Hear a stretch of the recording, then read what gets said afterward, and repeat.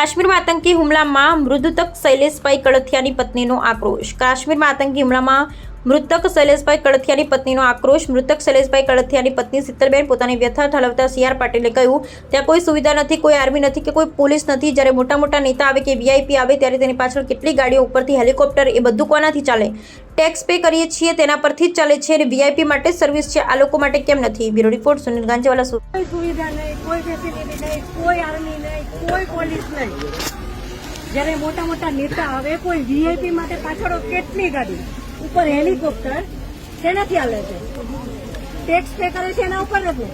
VIP માટે જે service છે એ આ લોકો માટે કેમ નથી? હું નીચે આર્મી કેમ્પમાં ચિલ્લાઈને કહેતી હતી કે ઉપર કેટલા લોકો જખમી છે, તમે લોકો જલ્દી કંઈક કરો. અમે ઉપરથી પડતા આખડતા નીચે ઉતરતી હજી ઉપર કોઈ ફેસિલિટી ગઈ નહોતી. ઉપર આટલું બધું થઈ ગયું હતું, નીચે આર્મીને ખબર કેમ ન પડી કે ઉપર આ થઈ ગયું છે? આતંકવાદી અમારી સામે આવીને ગોળી મારી જાય છે, હિન્દુ મુસલમાનને અલગ કરીને હિન્દુના બધા ભાઈઓને ગોળી મારી છે. તો આપણી આર્મી કરે છે શું? લાખોની સંખ્યામાં આર્મી હતી ત્યાં, અને જે ટુરિસ્ટ પ્લેસ છે ત્યાં કોઈ આર્મીમેન નહીં, કોઈ પોલીસમેન નહીં, કે કોઈ ફર્સ્ટ એડ કિટ નહીં, કાંઈ જ સુવિધા નહીં. એમાંથી એક આર્મી મેન એવું કહે છે કે તમે લોકો ઉપર ફરવા શું કામ જાઓ છો? હવે તમે મને એ વાતનો જવાબ દો. જો આ રીતનું હતું તો તમે અમને જવા શું કામ દો છો? નહીં, હવે મારા ઘરનો સ્તંભ વયો ગયો છે. હવે તમે મને પાછો આપો, મારે બીજું કઈ ન જોઈએ. આજ પછી કોઈ દિવસ કોઈ વોટ જ નહીં કરતા. જો આપણી ગવર્મેન્ટને પોતાની જ સુવિધા રાખવી છે, તમારા પાછળ કેટલા VIP હોય છે, કેટલી ગાડીઓ હોય છે, તમારો જીવ છે. આ ટેક્સ પે કરે છે એનો જીવ નથી. આ છોકરાઓનું શું, આનું ભવિષ્ય શું?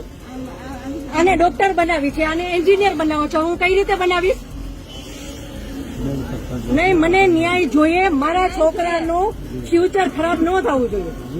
આટલા વર્ષની સર્વિસમાં એને ટેક્સ તમે કટ કરીને તમે સેલરી આપો છો ને, અને ઉપર જતા અમે કઈ પણ વસ્તુ ખરીદીએ છીએ, ક્યાંય જઈએ છીએ, ફરીથી ટેક્સ, ટોલ ટેક્સ, બધા ટેક્સ તમે અમારી પાસેથી લ્યો છો. તો મારા ઘરવાળાને જયારે જરૂર હતી ત્યારે કોઈ ફેસિલિટી નથી મળી. મને એનો ન્યાય જોઈએ. તમે લોકો અહીંયા જ રહ્યો, તમે કહો મને કે તમે શું કરશો એના માટે.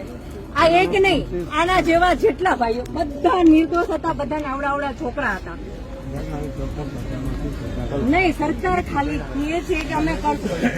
આ બધું બની ગયું, આ બધાને હોસ્પિટલ ખબર નહીં શું ફેસિલિટી મળી ન મળી.